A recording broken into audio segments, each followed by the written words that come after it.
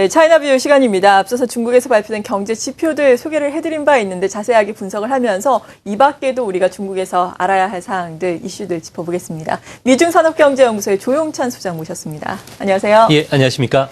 네, 앞서서 여러 번 짚어드렸어요. 중국에서 발표된 3월 HSBC 제조업 PMI 속보치가 예상을 하회하게 발표가 됐는데 어떻게 분석을 하셨어요? 네, 아무래도 지금 민간 기업들의 그 계속되는 디폴트 현상이 계속 일어나고 네. 있습니다.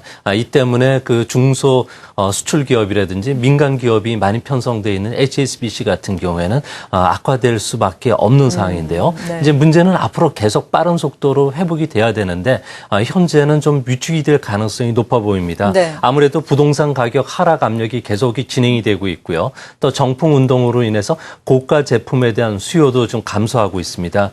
앞으로 중국의 성장률 자체가 더디게 지금 회복이 될 가능성이 높기 때문에 당분간 50선 이하에서 움직일 가능성이 높은데요. 하지만 그 풍운지혜라는 이야기가 있습니다.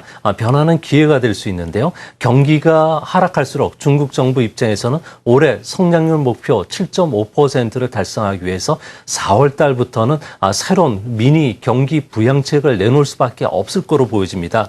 당장 환경과 관련된 예산 승인을 비롯해서 20여 개 성시에서 호족제도 개혁이라든지 두 자녀 정책을 동시에 실시하는 이런 정책안들이 지금 쏟아질 것으로 보여지고요. 특히 우리가 좀 관심을 두셔야 되는 부분들은 중국이 새로운 산업을 육성하기 위해서 환경세라든지 오염세를 도입하게 됩니다. 이렇게 되면 리사이클링 산업들을 부흥시킬 수가 있고요. 또 에코 자동차라든지 에코 가전제품에 대한 보조금을 지급하기 때문에 우리나라 수처리라든지 공기 정화 처리 시설 그리고 자동차 매연 절감 장치와 같은 새로운 산업들한테는 호재가 될 가능성이 높다는 점을 참조하실 필요가 있지 않나 생각이 됩니다. 네, 특히나 HSBC 제조업 PMI 같은 경우에는 당분간 50선을 하회를 하겠지만 그래도 또 미니 경기 부양책이 나올 수 있고 앞서 말씀해 주신 여러 가지 정책들이 나올 수 있기 때문에 이러한 부분을 또 이용을 해야 한다라고 말씀해 주셨습니다. 그리고 저희가 지난 시간에도 짚어봤는데 위안화의 달러화에 대비한 하루 변동폭이 약 2배가량 상승을 하지 않았습니까? 이에 따라서 지난주 전반적으로 보자면 위안화의 가치 절하가 일어났는데 이러한 부분은 산업에는 어떤 영향을 미치는 건가요? 아무래도 중국 같은 경우는 설비 투자에 집중됐던 디스플레이라든지 그리고 TV 그리고 그 수출 마진이 좀 박했던 가방이나 섬유 패션 쪽에서는 수익이 한 2에서 3% 정도 되는데요. 네. 이 때문에 어느 정도 수출 마진이 개선이 될 것으로 보여집니다. 하지만 중국의 3월 달 수출 같은 경우에는 마이너스가 나올 가능성이 높은데요. 이같이 보는 근거는 그 통계 그 수치상 작년 3월 달이었죠. 허위 수출이 한 15% 정도 잡혀져 있습니다. 이 때문에 올해는 수출과 관련된 그 통계 조작을 할 수가 없다는 점에서는 역기조 효과 현상이 나타날 것으로 보여지는데요. 중국에서는 그 광동성 보세그를 통해서 허위 수출이 그 만연이 되어 있는 상태이기 때문에 앞으로 이런 부분들은 4월 달까지 중국 수출은 실질보다는 좀 과소평가될 가능성이 높아 보입니다. 네, 이렇게 위안화 환율의 절상 기조가 어떻게 보면 좀 변화를 하게 되니까 중국 쪽으로 투자한 우리 기업들은 좀 손해를 보지 않을까라는 생각을 할 수도 있겠는데요. 네, 그렇습니다. 우리나라의 그 위엔화 예금 같은 경우에는 76억 달러 정도가 되는데요. 이 때문에 6.3위엔 정도까지 내려간다면 손실이 계속 커질 수밖에 없습니다. 특히 중국의 수출 기업들의 그 피해가 우려가 되는데요. 중국 그 기업들 같은 경우는 은행의 환해지 파생 상품인 TRF에 한 3,500억 달러 정도가 가입돼 있습니다. 이 때문에 중국판 티코 우려가 발생이 될 가능성이 높은데요. 이렇게 되면 중국 기업들에게 수출하는 우리나라 기업들 그리고 중국에 그 투자하고 있는 우리나라 기업들은 상당한 그 손실을 입을 가능성이 높습니다. 다음 그림 보시면요.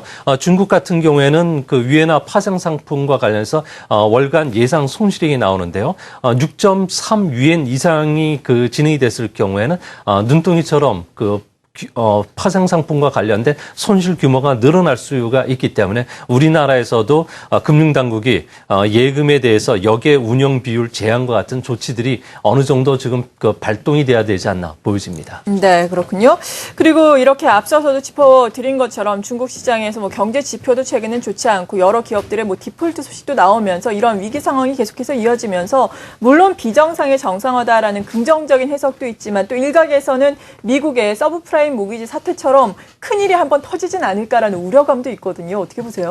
네, 서브프라임과 같은 사태로는 전개되지는 않을 것으로 네. 보여집니다. 중국 같은 경우는 은행이 정부 소유가 되기 때문에요. 아무래도 체제 구조적인 모순으로 확산되는 것을 중국 정부가 방지를 할 것으로 보여집니다. 현재 중국에서는 예금에 대해서는 보호장치가 지금 마련되어 있지 않는 상태이기 때문에 이런 상태에서는 은행 파산은 중국 정부가 용인하지는 않을 것으로 보여지고요.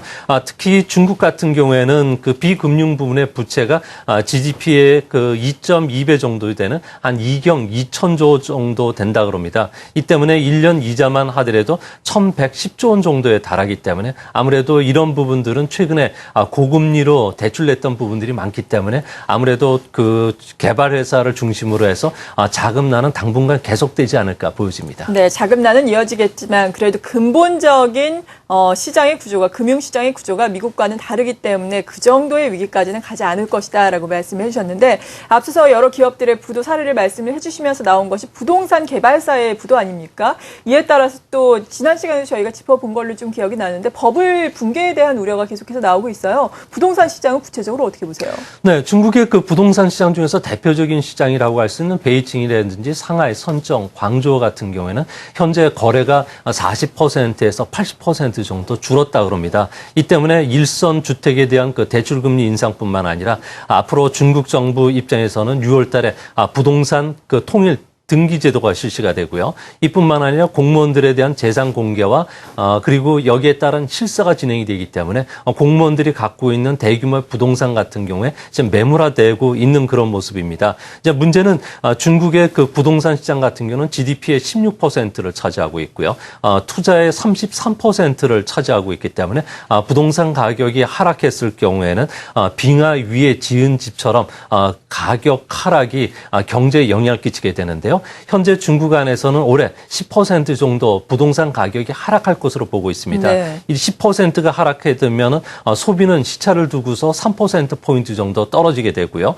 생산은 2분기 뒤서부터 3%포인트 그리고 투자는 5%포인트 정도 하락할 수가 있기 때문에 중국의 경기 경착륙과 관련해서는 부동산 시장의 가격 하락이 10% 이하로 떨어지면 안 될 것으로 생각이 됩니다. 네, 부동산 가격의 가격 하락은 있을 것으로 예상은 하지만 그래도 근본적으로 중국의 금융시장이 미국과는 다르기 때문에 미국과 같은 아주 큰 리스크가 발생을 하지 않을 것이다라고 우리가 연결지어서 생각을 해볼 수 있을 것 같은데 전인대를 통해서도 중국의 리커찬 총리도 중국의 금융시장 규제가 가능하다라는 자신감을 밝히기도 하지 않았습니까? 실제로 어느 정도 규제를 하고 있는 건가요? 네, 중국 같은 경우에는 지금 경제 성장이라든지 외환 보유고 경상수지, 금융 규제로 봤을 경우에 금융 위험이 체계 구조적인 모순으로 확산되지는 않을 것으로 보여집니다. 다만 지방 정부가 갖고 있는 채무 불안 문제는 언제든지 우발 채무가 터질 수 있는 상황인데요. 하지만 중국은 다른 나라에 비해서도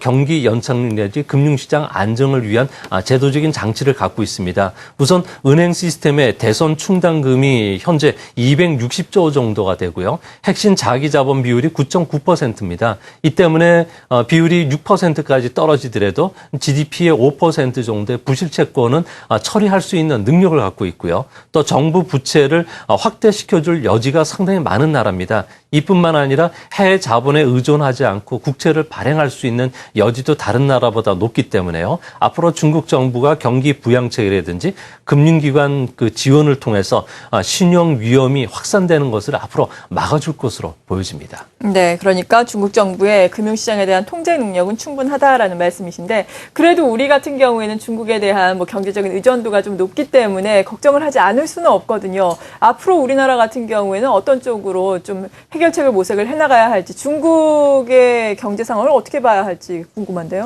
네, 중국 경제 같은 경우는 앞으로 그 경기 위험으로 가지는 않고요. 현재 중국은 보릿고개를 지나는 그런 정도의 그 고통인 것으로 보여집니다. 현재 중국은 중진국 함정에 빠져 있기 때문에요. 아무래도 계속적인 수출 주도의 성장은 어렵고요.